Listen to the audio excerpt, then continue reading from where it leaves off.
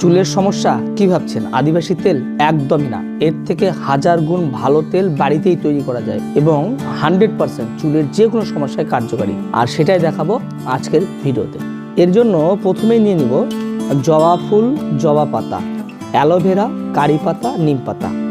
আর বিশেষ করে যেটা দরকার সেটা হলো কেশরাজ বা কালো কেশার পাতা। এটি অনেক নামেই পরিচিত, বিশেষ করে গ্রামের মাঠে ঘাটে পাওয়া যায়। এই পাতার কথা আপনারা হয়তো অনেকেই শুনে থাকবেন। ছোটবেলায় বিশেষ করে যখন মাথা ন্যাড়া করা হতো তখন বাড়িতে বাবা মা বলতো যে একটু যদি কেশরাজ পাতা মাথায় বেটে দেওয়া যায় তাহলে মাথার চুল ঘন এবং কালো হবে। যাক, ভিডিওটি আর বেশি লম্বা করব না, স্ক্রিনে দিয়ে রাখলাম কি কি জিনিস প্রয়োজন। আপনি যদি মনে করেন তেলটি বানাবেন তাহলে অবশ্যই এই ছবিটি স্ক্রিনশট করে রাখবেন। সবগুলি উপকরণ এক জায়গায় করে নিয়ে ভালো করে ধুয়ে নিতে হবে।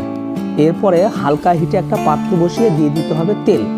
সেক্ষেত্রে একটা জিনিস খেয়াল রাখলে ভালো হয়, বিশেষ করে যদি ঠান্ডার সময় হয় তাহলে নারিকেল তেল কিংবা শালিমার নারিকেল তেল না ইউজ করাই ভালো।